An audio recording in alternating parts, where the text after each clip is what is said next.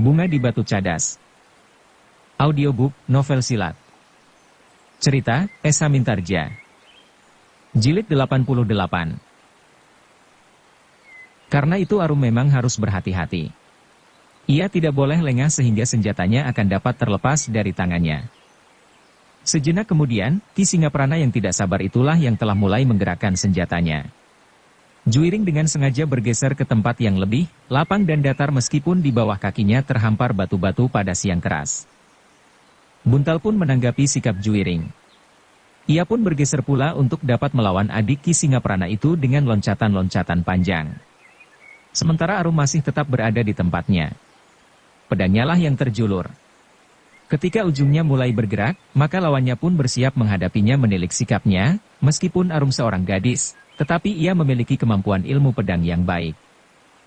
Ternyata lawannya lah yang memancing perlawanan Arum, ia mengangkat canggahnya dan terayun dari sisi kanan Arum.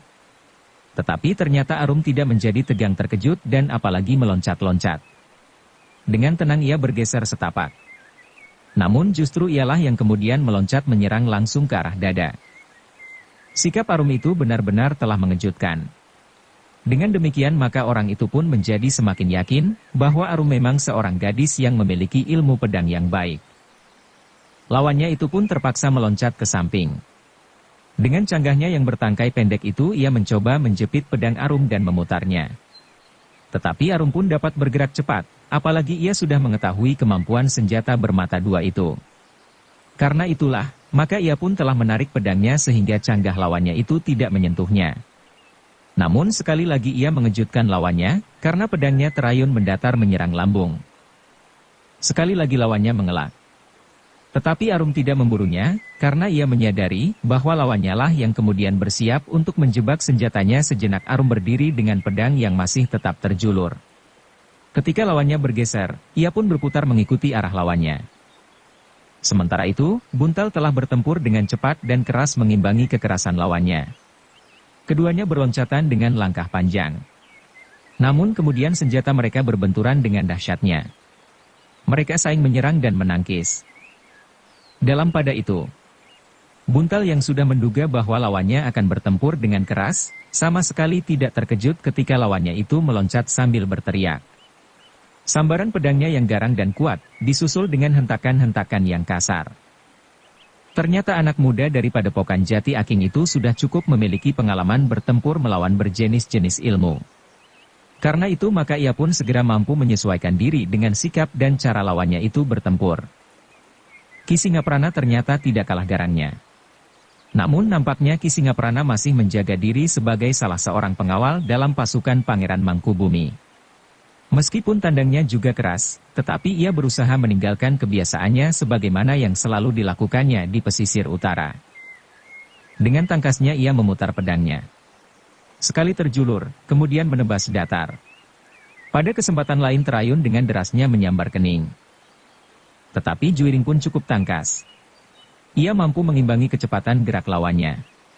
Bahkan sekali-sekali jika senjata mereka bersentuhan, terasa bahwa Juiring memang mempunyai kekuatan yang cukup. Tetapi ternyata Ki Singaprana itu tidak telaten bertempur dengan cara itu. Di dalam pasukan Pangeran Mangkubumi ia bertempur dalam satu kelompok bersama para pengawal yang lain, sehingga ia sendiri berada di antara satu kekuatan yang harus saling menyesuaikan diri. Dalam keadaan yang demikian, sifat dan wataknya sebagai seorang yang namanya ditakuti di pesisir utara, tidak terlalu menonjol. Namun ketika ia harus bertempur seorang lawan seorang dengan Raden Juiring, murid Padepokan Jati Aking dan juga bekas seorang prajurit dari pasukan berkuda, maka ia tidak akan dapat bertahan pada sikapnya itu. "Persetan," katanya di dalam hati, "aku tidak peduli apa yang akan dikatakan oleh anak itu. Sebentar lagi aku akan membunuhnya, kemudian ia tidak akan dapat berbicara apapun tentang aku." Dengan demikian maka Ki Singaprana itu pun tidak lagi berusaha mengekang diri. Semakin lama tata geraknya pun menjadi semakin kasar. Akhirnya sebagaimana nampak pada adiknya, Ki Singaprana telah berada pada wajahnya yang sebenarnya selagi ia berada di pesisir utara. Kegarangan dan kekasarannya benar-benar mendebarkan jantung Juiring, yang seperti Buntal memiliki pengalaman yang luas dalam dunia petualangan olah kanuragan. Namun menghadapi orang yang bernama Ki Singaprana ini, Juiring menjadi berdebar-debar. Sebenarnya lah tingkat kemampuan ilmu Ia Singaprana dan adiknya memang berselisih selapis. Ki Singaprana memiliki kekuatan dan pengalaman melampaui adiknya pada atas ilmu yang sama. Karena itu, maka Ki Singaprana adalah seseorang yang lebih berbahaya dari adiknya dan kawannya yang juga bekas seorang perampok yang disegani. Dengan demikian, maka ketiga orang yang meskipun juga pernah berada dalam lingkungan pasukan Pangeran Mangkubumi, namun dalam keadaan yang demikian, telah nampak warna mereka yang sebenarnya.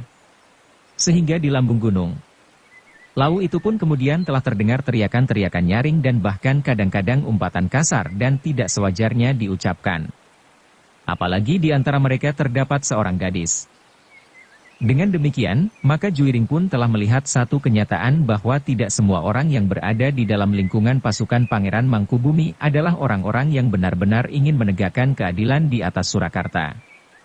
Bahkan orang yang bukan saja tidak bercita-cita, tetapi dengan sengaja telah berusaha menyelubungi dirinya. Orang-orang yang demikian itulah agaknya yang telah menodai perjuangan, berkata Juiring di dalam hatinya, setitik nilai yang diteteskannya, akan dapat merusak susu sebelanga. Karena itu, maka Juiring pun telah bertekad untuk menghancurkan orang itu sama sekali. Namun ternyata bahwa orang itu seperti yang pernah didengarnya, adalah orang yang memiliki kelebihan. Dengan kasar, buas dan liar ia telah melawan Raden Juiring. Orang itu telah meloncat-loncat sambil berteriak-teriak. Menghentak-hentak tidak menentu. Namun bukan berarti bahwa ia tidak mengenal ilmu pedang dan tata gerak ilmu kanuragan. Nampaknya ia telah mendapat tuntunan yang demikian di dalam padepokan tempat orang itu berguru. Di samping landasan unsur-unsur gerak yang mapan, keterampilan dan kecepatan gerak, orang itu telah menunjukkan perlawanan yang gegerisi.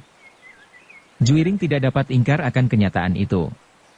Betapapun ia mengerahkan segenap kemampuannya, namun ia telah terdesak semakin berat.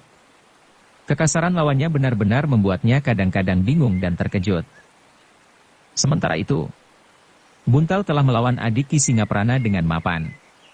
Meskipun orang itu juga berteriak-teriak, meloncat-loncat dengan kasar dan liar, namun dasar landasan kemampuannya setingkat di bawah Ki Singaprana, sehingga karena itu, ketenangan Buntal masih dapat mengimbanginya.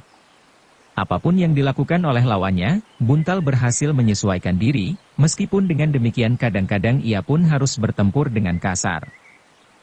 Namun dalam pada itu, pada benturan-benturan yang terjadi kemudian, Buntal berhasil mempengaruhi lawannya, karena ternyata ia memiliki tenaga yang lebih besar dari lawannya. Ketika lawannya menyerangnya sambil berteriak, Buntal berkata, "Apa gunanya kau berteriak-teriak? Kau kira kau dapat menakuti aku dengan mulutmu yang lebar itu? Kau tidak dapat ingkar, bahwa pada setiap benturan tanganmu bergetar. Persetan, geram adik Ki Singaprana itu, aku akan membunuhmu." Buntal tidak menyabut. Tetapi ia tidak pernah menyia-nyiakan setiap kesempatan. Namun dalam pada itu, jantungnya berdesir ketika ia melihat Juiring yang justru terdesak. Beberapa kali Juiring harus meloncat surut menjauhi lawannya untuk menghindari kekasaran dan keliarannya. Namun lawannya pun mampu bertindak cepat, sehingga dengan garangnya ia pun telah berusaha memburunya kemana Juiring menghindar. Buntal pun menyadari bahwa Ki Singaprana tentu lebih tinggi ilmunya daripada adiknya. Karena DTO, maka Juiring tentu benar-benar berada dalam kesulitan. Tetapi jika ia ingin membantunya, maka ia harus mengalahkan lawannya lebih dahulu. Ia harus melumpuhkan atau bahkan membunuhnya sama sekali. Dada Buntal tergetar sekali lagi ketika ia melihat Arum. Lawannya yang kasar benar-benar mempengaruhi perlawanan gadis itu. Sebagaimana pernah terjadi, maka sikap dan kata-kata kotor orang itu bagi Arum tidak kalah berbahayanya dari mata canggah di dalam genggamannya. "Kau ingin bertempur atau sekedar berteriak-teriak mengumpat?" geram Arum. Tetapi lawannya tertawa. Ia menjadi semakin kasar dan semakin liar. Kata-katanya pun menjadi semakin kotor. Arum pun ternyata telah terdesak pula. Sekali-sekali ia meloncat surut. Namun suara tertawa dan teriakan-teriakan yang memuakkan masih selalu terdengar. Namun bukan hanya sikapnya yang liar dan kata-katanya sajalah yang menjadi semakin kotor. Tetapi canggah itu benar-benar berbahaya bagi Arum. Sekali-sekali canggah itu menyambar lengan, namun pada keadaan tertentu canggah itu langsung mematuk leher. Jika Arum terlambat menghindar, maka lehernya akan terjepit kedua mata canggah itu yang tajam di bagian dalam, sehingga leher itu akan tertebas dari kedua belah sisi. Meskipun ternyata Arum cukup cepat bergerak, tetapi lawannya selalu memburunya dengan sikapnya yang licik. Tetapi Arum sadar bahwa ia tidak akan dapat menghentikan kata-kata kotor, umpatan-umpatan dan teriakan-teriakan itu dengan kata-kata. Karena itu, maka ia pun bertempur semakin cepat dan garang. Namun demikian, menurut pengamatan Buntal, Arum masih dapat didesak oleh lawannya. Aku harus dengan cepat menyelesaikan orang ini, berkata Buntal di dalam hatinya, lawan Arum itu terlalu kasar. Tetapi sudah tentu bahwa ia pun memiliki ilmu yang matang. Bahkan nampaknya lebih baik atau lebah liar dari lawanku ini. Tetapi lawan Buntal itu pun tidak membiarkan Buntal dengan mudah mengalahkannya. Ketika Buntal mengerahkan segenap kemampuannya, maka ia pun telah melawan dengan segala kekuatan yang ada padanya. Bahkan agaknya orang itu pun mempunyai perhitungan yang cermat. Ia melihat bahwa Ki Singaprana berhasil mendesak Juiring, sementara kawannya meskipun dengan licik, tetapi dapat menekan Arum yang menjadi sangat gelisah. Karena itu, maka ia mempunyai perhitungan, seandainya ia sekedar menghindar saja, berlari-lari dan meloncat-loncat, akhirnya Buntal harus menghadapi 3 orang sekaligus setelah Juiring terbunuh dan Arum dapat diselesaikan pula. Juiring pun menjadi sangat gelisah. Ia melihat bagaimana Arum mulai terdesak. Tetapi ia tidak dapat mengelakkan kenyataan bahwa ia sendiri pun telah terdesak pula. Benturan-benturan yang terjadi telah menggetarkan tangan Juiring. Orang yang bernama Ki Singaprana itu benar-benar seorang yang memiliki kemampuan dan pengalaman yang sangat luas, selain sikap dan tandangnya yang sangat kasar. Bahkan kesulitan demi kesulitan telah menekan Juiring sehingga sekali-sekali ia hampir kehilangan keseimbangan. Batu-batu padas di bawah kakinya rasa-rasanya menjadi semakin tajam dan menghunjam pada telapak kakinya. Senjata orang itu terasa semakin dekat terayun di sisi tubuhnya. Ketika Juiring terpaksa meloncat surut, maka ujung senjata lawannya itu telah memburunya. Dengan cepat Juiring berusaha menangkisnya. Senjata itu memang bergeser, tetapi tiba-tiba justru terayun mengarah ke dadanya. Demikian cepatnya, sehingga Juiring terkejut karenanya. Sekali lagi ia berusaha menangkis serangan itu. Namun ia tidak berhasil sepenuhnya. Ujung senjata lawannya itu masih tergores di pundaknya. Juiring menggeram. Luka itu tidak terlalu dalam. Tetapi darah telah mulai menitik dari luka itu. Menyerahlah, geram Ki Singaprana, sebentar lagi kau akan mati. Yang terdengar adalah gemeretak gigi. Juiring sama sekali tidak ingin menyerahkan lehernya kepada orang itu. Luka di lengannya telah membuatnya bagaikan banteng ketaton. Dalam pada itu, Buntal memang berhasil mendesak lawannya. Tetapi ia pun tidak segera melihat bahwa ia akan dapat menyelesaikan pertempuran itu dalam waktu dekat, apalagi lawannya yang mengetahui pula keadaan pertempuran itu mempergunakan kesempatan sebaik-baiknya. Ia tidak melawan Buntal dalam benturan-benturan senjata dan dengan saling melibat pada jarak yang dekat. Tetapi orang itu telah berloncatan dengan langkah-langkah panjang. Demikianlah, pertempuran di lambung Gunung Lawu itu berlangsung dengan sengitnya. Darah di lengan Juiring mengalir semakin banyak. Anak muda itu berdesah ketika sekali lagi ujung pedang Ki Singaprana mengenai pundaknya. Yang terdengar adalah suara tertawa Ki Singaprana. Dengan lantang ia pun kemudian berkata, kau akan mati di sini. Bukan keris itulah yang akan dilabuh, tetapi mayat kalian bertiga. Betapa kemarahan menghentak-hentak dadanya. Tetapi kenyataan itu telah terjadi. Jantung Juiring pun hampir meledak ketika ia melihat Arum benar-benar dalam kesulitan. Ganggah lawan gadis itu berputar bagaikan baling-baling. Ketika Arum mempergunakan satu kesempatan yang terbuka dengan menebas lawannya, tiba-tiba saja tawannya berhasil menangkis dan bahkan pedang Arum telah terperangkap di antara kedua mata Canggah. Dan yang dicemaskan itu pun telah terjadi. Dengan cepat lawan Arum Ratu memutar canggahnya. Sebelum Arum sempat menarik senjatanya itu, maka satu hentakan yang kuat telah merenggut senjata Arum, sehingga senjata itu telah terlempar beberapa langkah daripadanya. Yang terdengar kemudian adalah suara tertawa meledak bagaikan mengguncangkan Gunung Lawu. Kawan Ki Singaprana itu merasa bahwa ia telah berhasil menyelesaikan satu pertempuran yang berat. Dengan demikian, maka gadis itu akan segera menjadi jinak dan tunduk kepada segala perintahnya. Yang terjadi itu membuat Buntal bagaikan kehilangan akal. Seperti badai ia memburu lawannya. Tidak ada lagi pertimbangan-pertimbangan yang dapat menghambatnya. Dengan demikian, maka tenaga Buntal bagaikan menjadi berlipat. Seperti prahara ia mengamuk. Lawannya yang berloncatan itu seakan-akan tidak mendapat tempat lagi. Pedang Buntal selalu mengejarnya seperti seekor lalat yang berdesing di telinganya. Sehingga akhirnya lawannya itu merasa punggungnya membentur dinding padas. Dengan demikian maka lawan Buntal itu tidak akan dapat lagi berloncatan surut. Sementara itu, tidak kalah garangnya sikap Juwiring. Ia sadar bahwa ia telah terluka. Ia pun sadar bahwa Ki Singaprana mempunyai kelebihan daripadanya. Namun ia tidak dapat membiarkan Arum mengalami perlakuan yang sangat mengerikan dari orang yang seolah-olah menjadi mabuk itu. Karena itu, terjadilah yang sama sekali tidak direncanakan. Juwiring yang seolah-olah telah kehabisan akal itu tidak lagi dapat membuat pertimbangan-pertimbangan lain.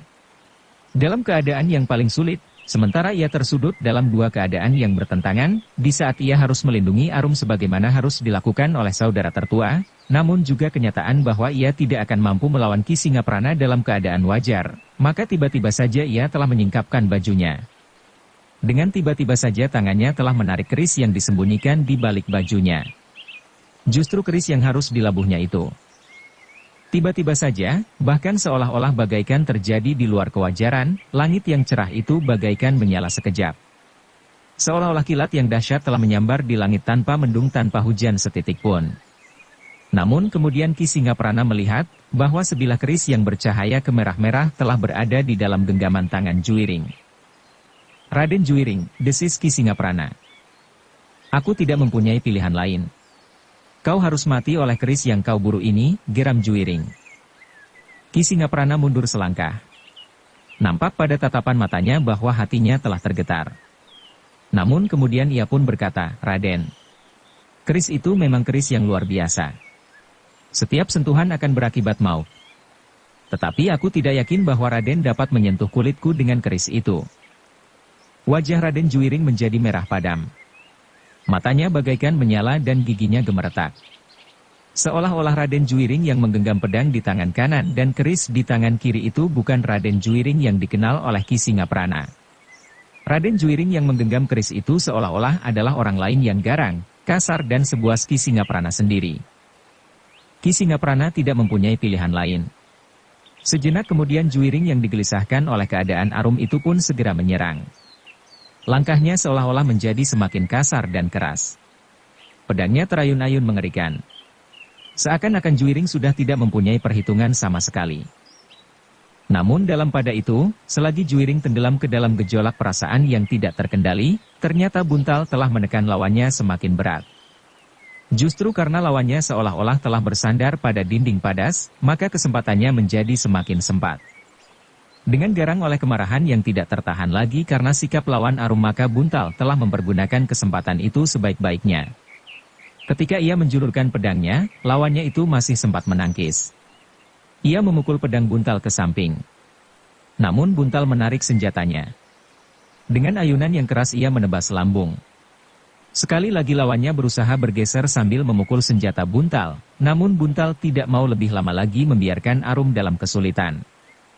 Karena itu, maka ia telah menemukan saat yang paling tepat demikian senjata lawannya terayun, maka ia melihat kesempatan terbuka pada dada lawannya.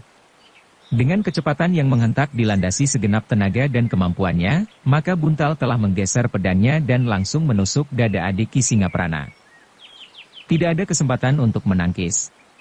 Tetapi orang itu masih berusaha mengelak, dengan bergeser setapak. Tetapi Buntal telah memperhitungkannya. Karena itu, maka pedangnya pun bergeser pula, sehingga ujung pedang itu pun telah menghunjam langsung ke dalam jantung lawannya. Orang itu tidak sempat mengelak. Ketika Buntal menarik pedangnya, maka orang itu pun telah terhuyung-huyung dan kemudian jatuh menelungkup di tanah. Ia tidak sempat lagi mengeluh, karena tusukan pedang Buntal itu langsung membunuhnya. Sementara itu, Buntal tidak menunggu lebih lama lagi. Ia pun segera meloncat, menuju ke arena pertempuran antara Arum dan lawannya. Namun Buntal tertegun sejenak. Ia masih melihat Arum telah mengerahkan kemampuannya yang terakhir untuk mempertahankan dirinya meskipun ia telah kehilangan pedangnya. Pada saat-saat lawannya menikmati kemenangannya, ia telah menjadi lengah. Ia sadar ketika ia melihat di tangan Arum tergenggam pisau-pisau belati kecil. Tetapi terlambat. Demikian ia berusaha menyiapkan diri, ternyata sebilah pisau belati kecil telah meluncur mematuk langsung ke dadanya.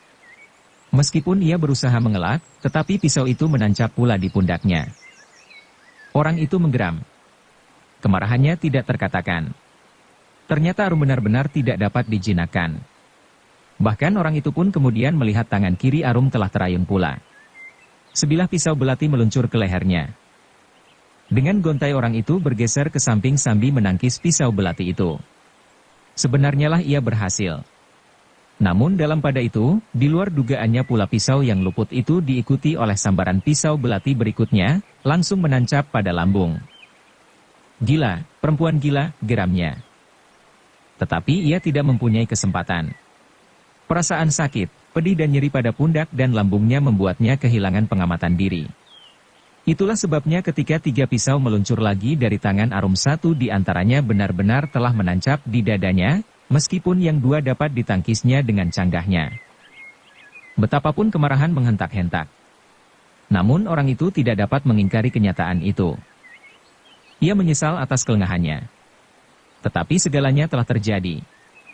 Ia tidak dapat mengulangi dari permulaan sejak saat ia berhasil merampas pedang gadis itu. Namun terkilas juga di dalam kepalanya, seandainya ia tidak kehilangan kewaspadaan, maka ia tidak akan mengalami nasib yang demikian buruknya. Sejenak orang itu berdiri tegak. Dipandanginya Arum dengan nyala kemarahan yang tiada taranya. Tubuhnya mulai bergetar oleh kemarahan dan rasa sakit yang menghunjam sampai ke sungsum. Namun agaknya Arum masih belum meyakini keadaan lawannya. 2 buah pisau lagi telah meluncur. Keduanya mengenai dada orang yang sudah tidak mampu mengelak lagi itu. Sejenak kemudian, maka orang itu pun telah terjatuh, ia masih mengumpat dengan kata-kata kotor. Tetapi sejenak kemudian ia pun telah menghembuskan nafasnya yang terakhir. Arum menarik nafas dalam-dalam. Dirabanya ikat pinggangnya yang besar. Sebagaimana kebiasaannya, ia telah menyimpan pisau-pisau kecil pada ikat pinggangnya di bawah bajunya. Hampir semuanya sudah aku lontarkan, desir Arum. Suaranya masih bergetar oleh gejolak perasaan di dalam dadanya. Aku akan mengumpulkannya nanti dan membersihkannya, desis Buntal. Pisau itu sudah bernoda darah, jawab Arum. Kau dapat memakai pisau-pisauku meskipun tidak sebanyak pisau yang kau bawa, jawab Buntal. Namun dalam pada itu, Arum melontarkan pandangan matanya ke arah Juiring yang masih bertempur. Buntal pun telah berpaling pula kepadanya. Terasa jantung mereka berdentang semakin cepat melihat darah di tubuh Juiring. Tetapi yang terjadi kemudian sudah berubah. Agaknya Juiring telah mendesak lawannya yang menjadi sangat berhati-hati. Meskipun sekali-sekali ujung pedang Ki Singaprana masih saja menahan serangan-serangan Juiring dengan sentuhan-sentuhan kecil, tetapi Juiring seolah-olah tidak lagi menghiraukannya. Ia menyerang seolah-olah tidak memperhitungkan keadaan dirinya. Ki Singaprana adalah seorang perampok yang memiliki nama yang ditakuti di pesisir utara. Ia adalah orang yang kasar, buas dan liar. Tidak ada yang dapat mencegahnya untuk berbuat apa saja jika hal itu sudah dikehendaki. Namun menghadapi Juiring yang menggenggam keris yang luar biasa itu di tangan kirinya, rasa-rasanya jantungnya berdegup semakin cepat. Ia melihat seolah-olah keris itu membara dengan warna kemerah-merah, sementara tingkah laku Juiring telah berubah sama sekali. Ia tidak bertempur sebagai seorang kesatria, apalagi putra Pangeran Ranakusuma. Tetapi ia bertempur dengan kasar pula seperti Ki Singaprana sendiri. Akhirnya Ki Singaprana itu tidak lagi mampu melawan kegarangan Juiring dengan senjata rangkap. Pedang di tangan kanan anak muda itu mampu memancing pedang Ki Singaprana yang menangkisnya. Namun tiba-tiba dengan kecepatan yang tidak diduga, Juiring meloncat dengan garangnya. Keris di tangan kirinya terjulur lurus ke arah dada. Tetapi Ki Singaprana tidak mau dikenai keris itu. Karena itu, ia pun segera meloncat menghindar. Namun Juiring memburunya. Ketika ia melihat pedang Ki Singaprana terjulur untuk menghentikan serangannya, ia menangkis dengan pedangnya pula. Sementara itu, ia masih meloncat pula dengan tangan kiri terjulur. Ujung pedang Ki Singaprana itu masih mengoyak kulit lengannya. Namun Juiring tidak menghiraukannya. Tanpa diduga ia meloncat semakin dekat. Terjadilah bencana yang tidak dapat dielakkan lagi bagi Ki Singaprana. Dalam kekalutan sikap karena serangan-serangan Juwiring yang seperti orang kerasukan itu, maka ujung keris yang akan dilabuh itu telah tergores pada ujung jari Ki Singaprana. Hanya pada ujung jari saja. Namun dalam pada itu, wajah Ki Singaprana pun segera menjadi pucat. Dengan loncatan panjang ia menjauhi Raden Juwiring sambil berkata, "Cukup Raden. Kau telah menyelesaikan pertempuran ini." Raden Juwiring tertegun sejenak. Namun kemudian ia melihat Ki Singaprana mengacukan jarinya yang tergores keris itu. Katanya di luar sadar, ternyata gerak tanganku telah menyentuh keris itu. Dengan sengaja aku lakukan, potong Juwiring. Wajah Ki Singaprana menegang sejenak. Namun kemudian katanya, aku percaya, kata-katanya terputus. Keris itu benar-benar keris yang luar biasa. Tubuh Ki Singaprana itu pun gemetar. Wajahnya menjadi merah biru. Dengan sisa tenaganya Ki Singaprana itu pun segera duduk bersandar sebatang pohon sambil menyilangkan tangannya. Rasa-rasanya kematian itu menjemputnya terlampau cepat, sehingga ia hanya sempat berkata, "Waktuku telah tiba." Ki Singaprana masih sempat memejamkan matanya. Namun kemudian ia tidak dapat bergerak lagi. Nafasnya terhenti di ujung hidungnya, sedang darahnya telah mengental di dalam tubuhnya. Juwiring berdiri di hadapannya dengan garangnya. Pedangnya masih tetap digenggamnya di tangan kanan, sementara tangan kirinya masih pula menggenggam keris yang harus dilabuhnya.